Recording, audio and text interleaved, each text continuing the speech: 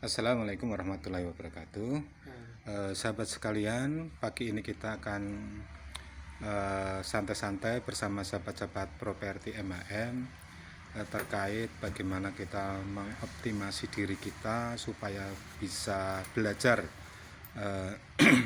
memperkaya diri di dalam pengalaman-pengalaman untuk jualan properti syariah.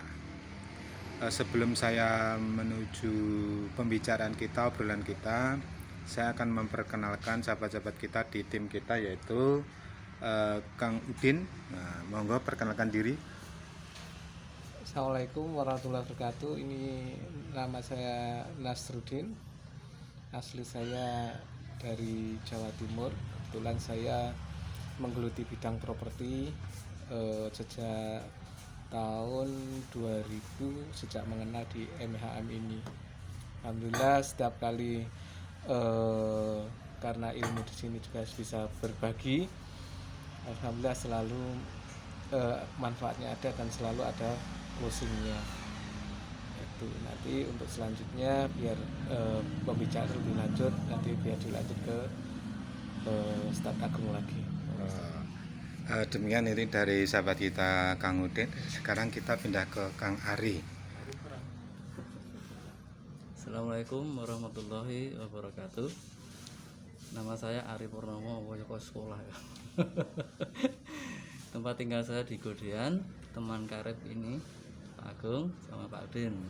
Saya berharap di grup properti ini saya bisa mendapatkan link yang lebih luas lagi untuk memasarkan properti-properti yang sangat prospek ya, dari sumber A1 ya.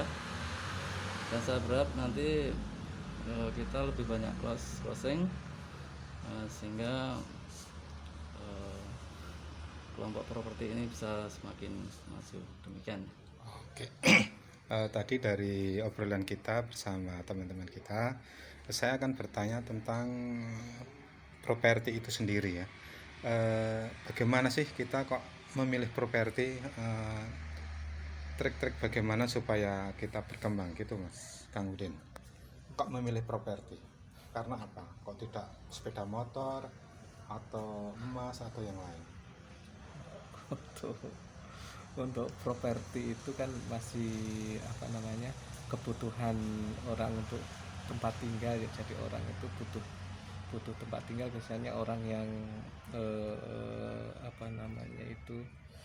orang yang merantau lama atau orang yang baru menikah itu pasti yang dicari nanti adalah properti. Selain itu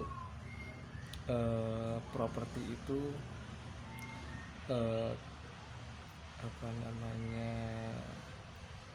penjualannya masih luas dan bisa bekerja sama dengan disyariahkan gitu. Oke, itu tadi dari Kang Udin. Sekarang dari Kang Aris, coba.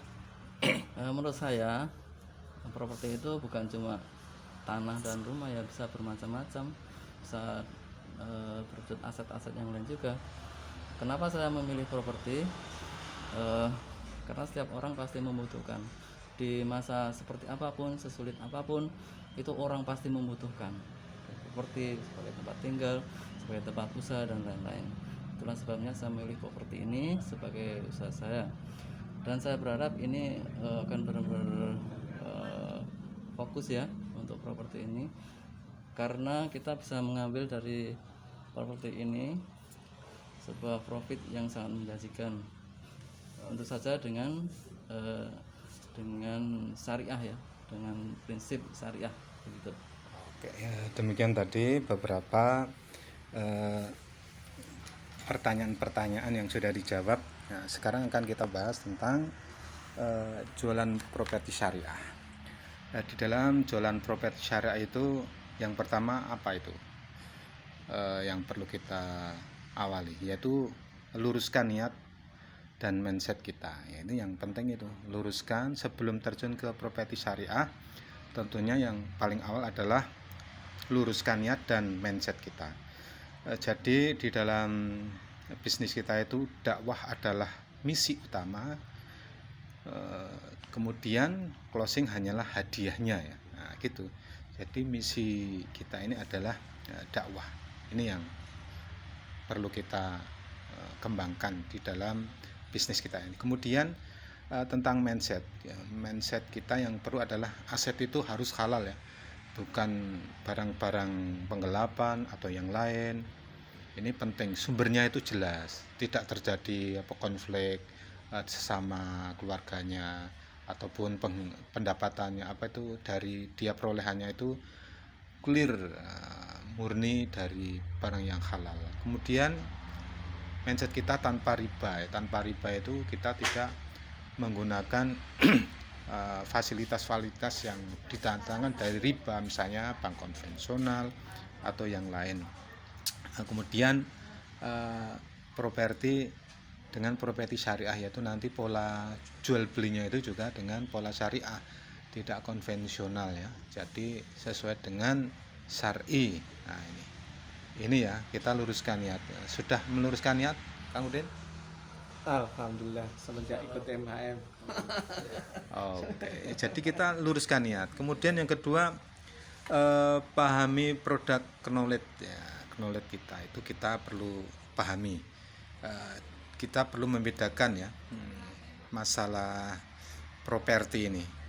Properti ini bisa kita bagi menjadi produktif, kemudian kafling, produktif kafling yang produktif lah, kafling yang produktif, kemudian homestay, kemudian ruko, dan macam-macam lah. Itu kan model properti. Kemudian properti untuk konsumtif, tentunya kalau konsumtif apa? Untuk rumahan.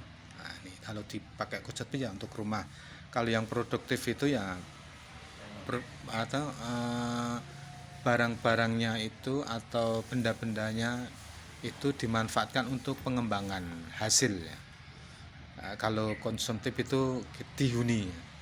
Kemudian juga perlu kita mengenai harga, itu kita mengenal, kemudian lokasi, keunggulan-keunggulan, akses jalan, kemudian set plan, denah dan lain-lain itu perlu dipertimbangkan supaya barang kita itu cepat laku ya. Kalau barang kita itu walaupun di pinggir jalan tetapi posisinya tidak menguntungkan ya sama saja ya, tidak ada parkir walaupun di pinggir jalan ya, di situ padat atau mungkin juga terlalu cepat, nah itu kan juga perlu dipindahkan ini ya. Jadi pahami produk knowledge kita tentang properti itu, paham ya. Jadi kita properti ini untuk konsumtif atau untuk produktif, nah itu perlu dikembangkan. Kemudian yang ketiga adalah kenali target market ya. Target market kita yang mau kita jual itu peruntukan untuk siapa, apakah orang Indonesia, umur kira-kira berapa, itu kan kadang berbeda-beda ya. Sudah belum memikirkan tempat tinggal dan lain-lain, ini perlu menjadi pemikiran-pemikiran kita.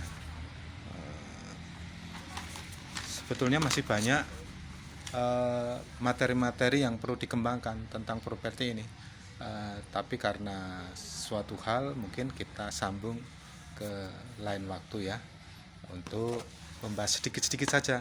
Kalau lama-lama nanti kurang fokus ya, kita sedikit kita fokuskan ya. Jadi yang pertama tadi apa?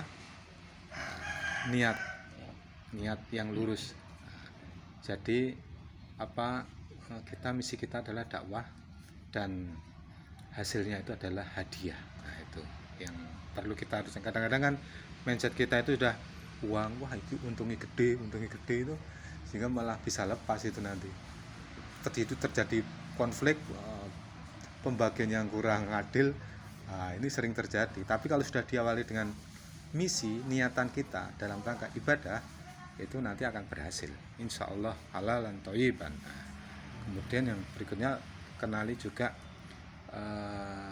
saat perakatan itu, kemudian produk-produk yang akan kita tawarkan itu produktif atau konsumtif. Nah, ini maka perlu kita strategi tertentu. Demikian dari pertemuan kita di pagi hari ini, semoga menjadi bahan-bahan taklim kita lebih berkah. Wassalamualaikum warahmatullahi wabarakatuh.